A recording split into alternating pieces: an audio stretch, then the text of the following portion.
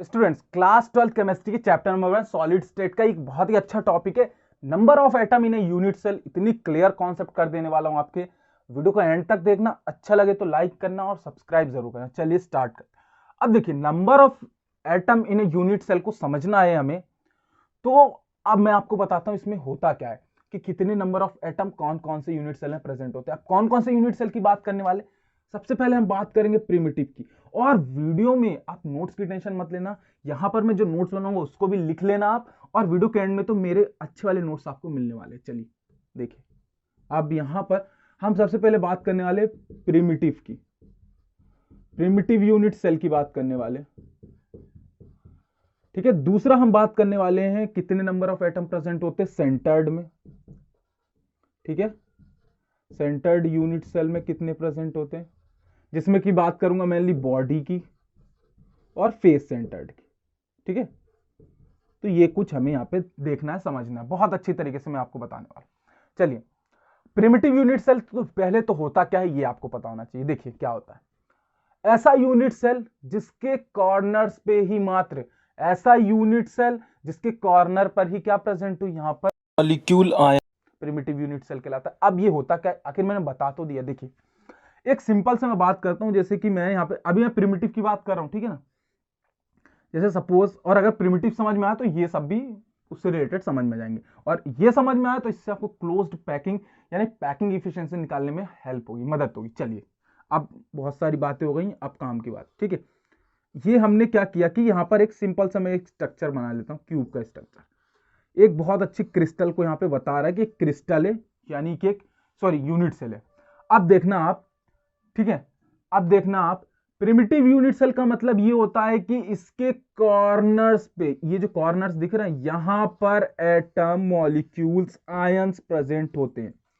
मतलब कि अगर इसमें मॉलिक्यूल प्रेजेंट है तो अगर वो प्रिमिटिव यूनिट सेल है तो उसके कॉर्नर्स पे ही एटम मॉलिक्यूल्स आयंस प्रेजेंट होंगे। समझना, अभी जो एटम मॉलिक्यूल्स आयन है बहुत क्लियरली, ऐसा कोई भी आपको नहीं बताएगा, सच कह रहा हूं। अभी जो एक कॉर्नर्स पे होते हैं, अभी जो एक कॉर्नर्स पे ये है वो कैसा होता है। देखिए, एक पूरा सर्कल की बात करूं, देखिए एक पूरे सर्कल की बात करता हूं मैं आपसे, ये मेरा पूरा सर्कल है। सपोज अगर मैं इसको बीच में से काट दूं ऐसे करके, ये मैंने कट किया, और अगर बीच में काटने के बाद ये ऐसा होगा, ये ऐसा होगा, समझना आप, ये ऐसा होगा। अब मैं इसको ऐसे पलट के सामने से देखूं तो तब भी तो ये मुझे कटा हुआ सर्कल भी ऐसा दिखेगा, दो टुकड़ों में दिखेगा कि नहीं दिखेगा, दोनों को मैं ऐसे दिखेगा। समझ गए आप। अब देखिए यहां पर क्या होता है, यहां पर क्या होता है, सभी में क्या होता है कि इतना ही प्रेजेंट होता है, क्या, मॉलिक्यूल्स। ऐसे देखिए यहां पर ऐसे बना लेते हैं, ठीक है। एक एटम के पास, सॉरी एक यूनिट सेल के पास इतना मॉलिक्यूल प्रेजेंट होता है, मतलब कि यहां पर एक बार और देख लीजिए, इतना मॉलिक्यूल एटम आयन एक यूनिट सेल के पास प्रेजेंट होता है। अब ये क्या होगा, दो, ये क्या होगा, तीन, ये क्या होगा, चार। इनने एक सर्कल बनाया तो ये वाला कंप्लीट हुआ। समझ लेना, बहुत इजी क्लियर कॉन्सेप्ट कर दूंगा।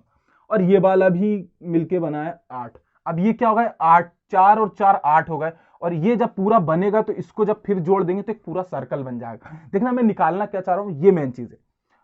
ये हमारा एक पूरा सर्कल बन गया। अब देखिए, अभी जो मैं बात कर रहा हूं इसी को मैं और क्लियर समझाता हूं।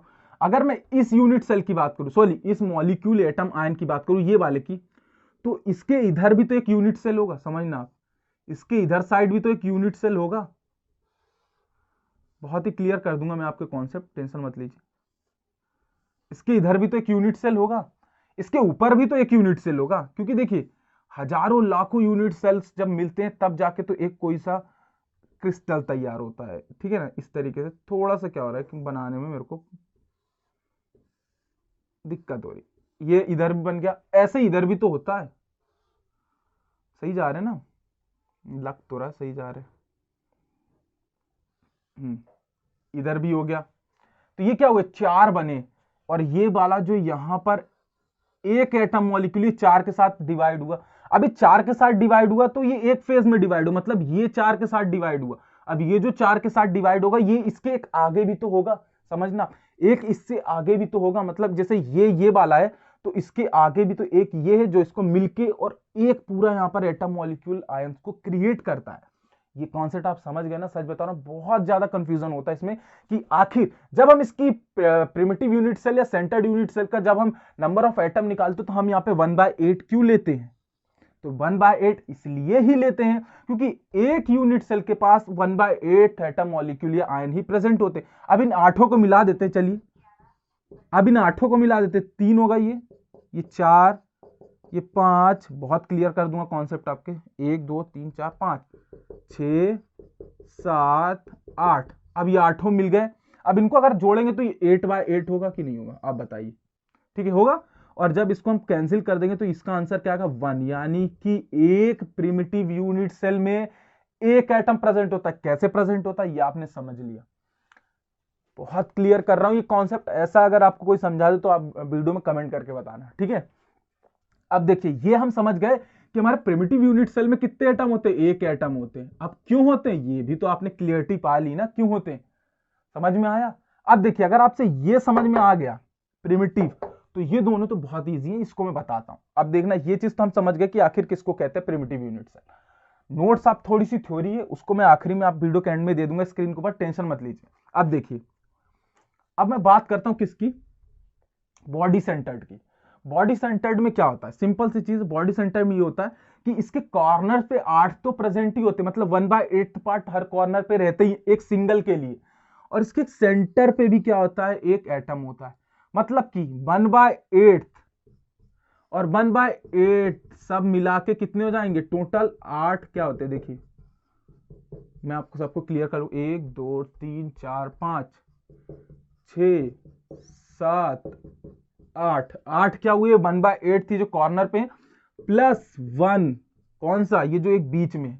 किसकी बात कर रहा हूं? सेंटर्ड यूनिट सेल में बॉडी सेंटर। तो ये 1/8 थी, पूरा क्या होगा? 1 + 8/8, और ये जो कैंसिल आएगा 1, तो यानी कि 1 + 1 = 2। तो बॉडी सेंटर्ड में, सॉरी हाँ, बॉडी सेंटर्ड में कितने एटम होते हैं? 2 एटम। और ये ऑब्जेक्टिव क्वेश्चन से बहुत ज्यादा आने वाली चीजें हैं। कैसे आती हैं ये भी मैं आपको बता रहा हूं। तो बॉडी सेंटर में 2 एटम प्रेजेंट होते हैं। अब इसके लिए 2 है, यहां पर भी 1 होगा, यहां पर भी होगा, यहां पर भी होगा। इन सब के लिए क्या है? 1 1। इनके लिए भी 2, इनके लिए भी 2। हर एक यूनिट सेल के लिए, हर एक यूनिट सेल के लिए कितने number of atom molecules ion present होते हैं? किसमें? बॉडी सेंटर में। तो वो 2 है। समझ गए आप? यहां से क्लैरिटी आप ले पा रहे हैं? बहुत अच्छे समझ में आया। चलिए, अब बात करते हैं फेस सेंटर्ड की। फेस सेंटर्ड किसे कहते हैं? तो इसको हम थोड़ा सा रफ कर देते हैं और इसको रफ कर देते हैं। इसको, ये तो सेम चीज इसी लिखी रहने देते हैं। अब देखिए, इसको भी रफ कर देते हैं और यहां पर हम 1 बना लेते हैं। 1 से बहुत अच्छी क्लियरिटी आएगी और अच्छा भी समझ में आएगा। ठीक है ना? इतना तो आप समझ गए होंगे, आई होप। इसमें कोई भी दिक्कत नहीं आनी चाहिए। इससे सिंपल तो मुश्किल है कोई समझा दे आपको। चलिए, ये हमने क्या किया कि ऐसे एक यूनिट सेल बना लिया। यहां पर हमारे 8 क्या हो गया? सॉरी, 1/8 पार्ट क्या होगा? किसका? एटम्स मॉलिक्यूल्स का, आयंस का। ठीक है, अब ये बन गया। अब देखिए, फेस सेंटर्ड में क्या होता है कि फेस सेंटर में होता क्या? देखिए, यहां पर हाफ, यहां पर हाफ, यहां पर हाफ, ये पीछे वाले में हाफ, आगे वाले में हाफ, और यहां पर हाफ। मतलब कि देखिए, 1 2 हाफ मतलब 1/2। समझना आप, 1/2। अभी 1/2 कैसे? तो देखिए, इसके साइड में जो एक और है, ठीक है ना, ऐसे ही बनेगा ना? हाँ, ये इससे मिलेगा, ठीक है, ये इससे मिलेगा, ऐसे करके ये ऐसे बन जाए। तो जो इसके साइड में, तो ये जो यहां पर फेस सेंटर्ड होता है, तो फेस सेंटर्ड क्या करता है कि इसके सेंटर, मतलब इसका जो सेंटर होगा वो फेस में होगा। तो ये क्या करेगा कि खुद के साथ, मतलब कि एक ये सर्कल है, तो ये आधा जो है एक यूनिट सेल के साथ रखेगा, आधा दूसरे यूनिट सेल के पास रखेगा। मतलब कि 1/2 इसके पास, 1/2 इसके पास, यानी कि 1/2 जो है इसके पास है। अब एक फेज में 1/2 है, तो एक क्यूब के फेज में कितने होते हैं? 6। मतलब कि देख सकते हैं 1 2 3 4 5 6, 6। तो 6 1/2 को मिला देते हैं हम। ऐसे ही देखिए, कॉन्सेप्ट आपकी क्लियरिटी हो जाएगी। कोई भी आप पूछेगा ना तो आप फट से बता देंगे। ठीक है, अभी 1/2 हो गया। इसको पूरा आप जोड़ेंगे तो कितना आएगा? 6/2। अब ये जो किसको हम कैंसिल आउट करेंगे तो कितना हो जाएगा? 3 बचेगा। तो ये 3 क्या आ गए? इसके फेसिस पे एटम हो गए। और एक एटम हमें कहां से मिल गया, यहां से मिल गया, कहां से, ये प्रिमिटिव का। तो यहां पर 3+1 यानी कि फेस सेंटर्ड में 4 एटम प्रेजेंट होते हैं। अगर आपसे ऑब्जेक्टिव क्वेश्चन कभी आए कि फेस सेंटर्ड में कितना होता है, बॉडी सेंटर्ड में कितना होता है, प्रिमिटिव यूनिट सेल में कितने एटम प्रेजेंट होते हैं, आपसे बनना चाहिए। और देख लेना, इससे आपको बहुत अच्छे कॉन्सेप्ट की क्लियरिटी मिली होगी। और ये साइड में आप जो नोट्स देख रहे हैं, इस नोट्स से आप थोड़ी बहुत थ्योरी जो है वो कर सकते हैं। और ये जो समझाया है, बहुत अच्छी कॉन्सेप्ट आपको क्लियरिटी आई होप मिल गई होगी। चलिए मिलते हैं नेक्स्ट वीडियो के साथ। और अगर आप इस चैप्टर के और भी वीडियोस देखना चाहते हैं, लिंक डिस्क्रिप्शन में दिया, पीडीएफ के पूरे शुरू से लेकर आखिरी तक सारी चीजें इंटेक्स क्वेश्चन के साथ, तो वहां जाके देख सकते हैं। मिलते हैं नेक्स्ट वीडियो के साथ। Make easy learn easy.